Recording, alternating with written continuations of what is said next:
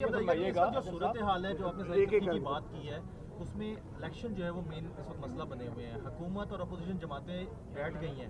आपको लगता है कि कोई बड़ा ब्रेक थ्रू मुस्तकिल करीब में नजर? देखिए, पहली बात मैं आपको बताऊं कि बिल्कुल ये क्लैरिटी होनी चाहिए कि इलेक्शन के ऊपर कोई तनाज़ा नहीं है। कोई जमहूरी पार्टी इलेक्शन से फरार नहीं कर सकती। झगड़ा क्या है? झगड़ा ये है कि क्या इलेक्शन आइन की जो स्पिरिट है उसके मुताबिक कौमी और सूबाई असम्बलियों का इकट्ठा होना चाहिए, या पंजाब का इलेक्शन 5 महीने पहले करके आप पंजाब को पाकिस्तान के वफाक पे बालादस्ती दे दें कि फिर पंजाब ये फैसला किया करेगा कि मरकज़ में आइंदा कौन हुकूमत बनाएगा। सिंध और बलूचिस्तान की जो सूबाई असम्बलियाँ हैं वो इसके ऊपर रेजोल्यूशन पास कर चुकी हैं कि इलेक्शन इकट्ठे होने चाहिए, और वो पंजाब के पहले इलेक्शन को कबूल नहीं करेंगे, क्योंकि उससे वो समझते हैं कि जो लेवल प्लेइंग फील्ड मिलता है फेडरेशन को कौमी इलेक्शन के लिए वो उनके हाथ से निकल जाएगा।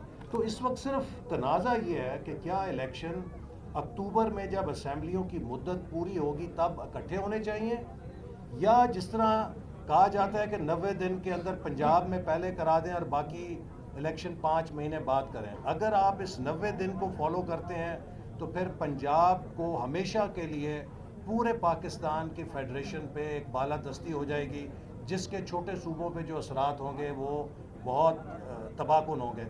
सेकेंडली, देखिए, अगर 90 डेज सैक्रोसेंट है तो मेरा सुप्रीम कोर्ट से ये सवाल है कि सुप्रीम कोर्ट ने खैबर पख्तूनख्वा के लिए 90 दिन से आंखें क्यों बंद कर ली?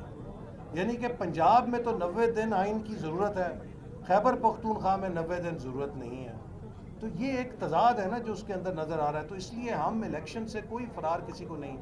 फिर तीसरी बात ये कि जो पंजाब और केपी की हुकूमतें तोड़ी गई थी वो किसी जमहूरी जज्बे के तहत नहीं तोड़ी गई थी, वो एक सियासी तकरीबकारी के तौर पे तोड़ी गई थी कि पूरा निज़ाम गिर जाएगा उससे, लेकिन वो नहीं गिरा। तो अब क्या आप ट्रॉफी देना चाहते हैं एक पॉलिटिकल खुदकुश हमले को, या आप उस आइन के ढांचे के साथ चलना चाहते हैं कि जो आइन ये कहता है कि तमाम सूबाई और वफाकी फेडरेशन के यूनिट्स एक हैं। देखिए, 97 तक कौमी असम्बली का इलेक्शन 3 दिन पहले हुआ करता था सूबाई असम्बली से, लेकिन सब ने इत्तफाक राय से फैसला किया कि ये इलेक्शन भी इकट्ठा होना चाहिए, चूँकि 3 दिन पहले कौमी असम्बली का इलेक्शन सूबाई असम्बली पे असरअंदाज होता है। तो चे जाए कि आप पूरे पंजाब को हावी करना चाहते हैं कि वो तय करे कि पूरे पाकिस्तान का इलेक्शन कैसे होगा। तो इसलिए इलेक्शन पे वी आर देयर। और जो बातचीत है, मैं समझता हूँ कि उसके अंदर जो सबसे इम्पोर्टेंट मेरे नज़दीक एलिमेंट है कि पीटीआई को हुकूमत के साथ बैठ के अगले इलेक्शन पर एक ज़ाब्ता अखलाक पर इत्तफाक करना चाहिए, क्योंकि पाकिस्तान अब एक नया पॉलिटिकल बहरान अगले इलेक्शन के बाद अफोर्ड नहीं कर सकता। हमें पॉलिटिकल स्टेबिलिटी की ज़रूरत है इस इकनॉमिक क्राइसिस से निकलने के लिए। और अगर खुदा न खास्ता अगला इलेक्शन फिर मुतनाज़ हुआ और उसके नतीजे में फिर एक नया सियासी बहरान पैदा हुआ तो फिर हमें किसी दुश्मन की ज़रूरत नहीं है, वो बहरान ही हमें डुबो देगा। आखिरी सवाल है कि फरमाइएगा कि इस वक्त जो हुकूमत से मुज़ाकरात पीटीआई के चल रहे हैं, एक तरफ तो हम मुज़ाकरात आईटी के सवाल अगर ज़्यादा बेहतर है और सवालात यार ये हो रहे हैं, आप किसी बात सवालात आप बात कर रही थी, मैं वो बड़ा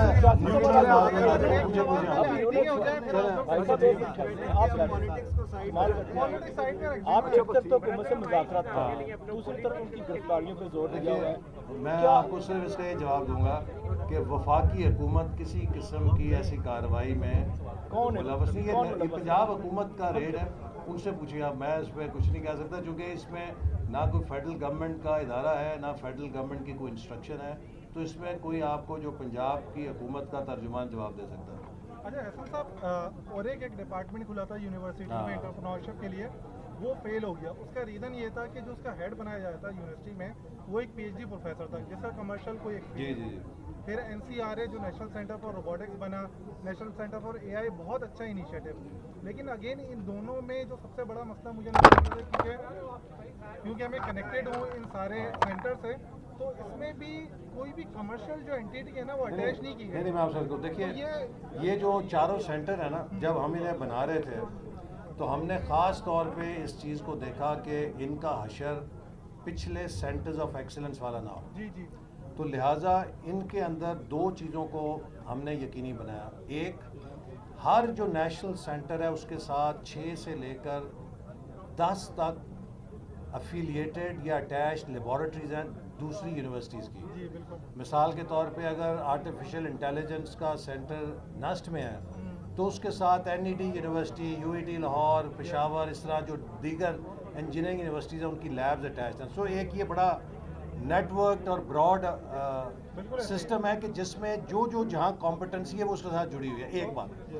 दूसरी, इसके KPIs के अंदर ये शामिल किया गया था कि ये कितने स्टार्टअप्स को पैदा करते हैं। तो लिहाजा इनमें से दर्जनों स्टार्टअप्स पैदा हो चुके हैं। सर नहीं हुआ। नहीं, मैं आपको बता रहा हूँ, मैंने अभी रिव्यू किया, अभी इनका 4 साल का रिव्यू किया है और उसमें उनके स्टार्टअप्स को भी रिव्यू किया और हम उसको आइंदा अगले जो फेज़ के लिए आपने जैसे कहा मज़ीद यकीनी बनाएंगे, चूँकि हमने इनकी डायरेक्शन ही ये रखी थी कि these will not be theoretical centres. Yes, obviously. ये सेंटर्स होंगे इंडस्ट्री ड्रिवन Yes. और जितनी इनकी रिसर्च है वो एप्लीकेशन ड्रिवन है।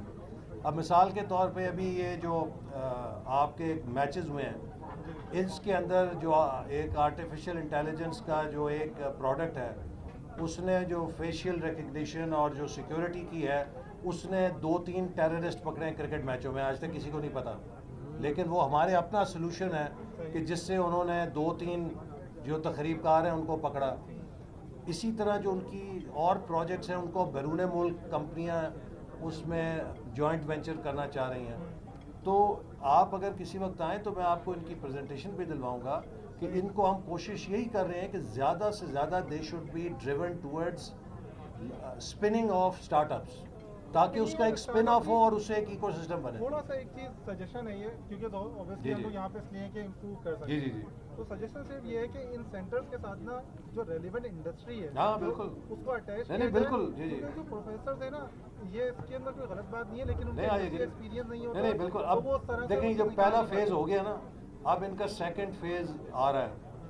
उस सेकंड फेज़ के अंदर आपने जैसे मशवरा दिया तो वी विल मेक श्योर कि इनके जो बोर्ड्स हैं उसमें हम ज़्यादा से ज़्यादा इंडस्ट्री के एक्सपर्ट लेकर आएंगे। सर इसी से रिलेटेड जो है ना एक सवाल मेरा ये, मैं IT इंडस्ट्री से ही मेरी सासू कंपनी है। हमारे जो जैसे आपने कहा ना कि ग्रेजुएट्स ज़्यादा हमारे बने, इस वक्त एक बहुत बड़ा प्रॉब्लम है बिकॉज हम इंटरव्यूज़ करते हैं लोगों के, हमारे ग्रेजुएट्स क्वालिटी के नहीं आ रहे। अभी रिसेंटली एक कोडिंग कंपटीशन हुआ है, उसके अंदर पाकिस्तान 0 पे चला, राइट, और इंडिया, बांग्लादेश, उन्होंने बहुत बुरी तरह बीट किया। अच्छा, हमारे ग्रेजुएट्स लिटरली बहुत बुरी मुझे आप उसकी ज़रा देंगे तफसील, ताकि मैं फिर यूनिवर्सिटी वाला पूछूंगा। आप किसी भी यूनिवर्सिटी के ग्रेजुएट्स को जो है ना, कोई भी नहीं, ये जो कंपटीशन जो है गूगल फॉर कोड के नाम गूगल से- फॉर कोड के नाम से हुआ आप उसकी competition, जरा तफसील आप उसकी भेजें, हाँ। तफसील जहाँ से मतलब कि पाकिस्तान टैलेंट जो यूथ का है वो कितना कमाल है दुनिया भर में ऑनलाइन कमाल। देखिए सर, ट्रांसपोर्ट की इंडस्ट्री एक्सपोर्ट में ई-कॉमर्स एक्सपोर्ट की बात कर रहा हूँ। मेरी एक वेबसाइट की सालाना सेल $1 मिलियन। पिछले जिस तरह दौरे हुकूमत के अंदर हमने इंफ्रास्ट्रक्चर तबाहियाँ की, जो GPO हमारी 80% शिपमेंट जाती थी GPO से, आज वो सारी की सारी इंडस्ट्री जो है वो सारी की सारी शिपमेंट ट्रांसफर हो चुकी है DHL के ऊपर। और मैं ये समझता हूँ कि ये जानबूझ के किया गया। आज हम लोग चाइना को कम्पीट नहीं कर सकते, आज हम लोग इंडिया को कम्पीट नहीं कर सकते। नंबर 1 हमारे GPO के रेट्स बहुत ज़्यादा है, नंबर 2 ट्रैकिंग इतनी सुस्त है। आप जरा मुझे इस पे एक 1 पेजर बना दें, सर, मैं ताकि बनाता मुझे आप और रेहान अल्लाह वाला सारे मिले ना सर। मेक श्योर कि मुझे दीजिए। ठीक, थैंक यू वेरी मच।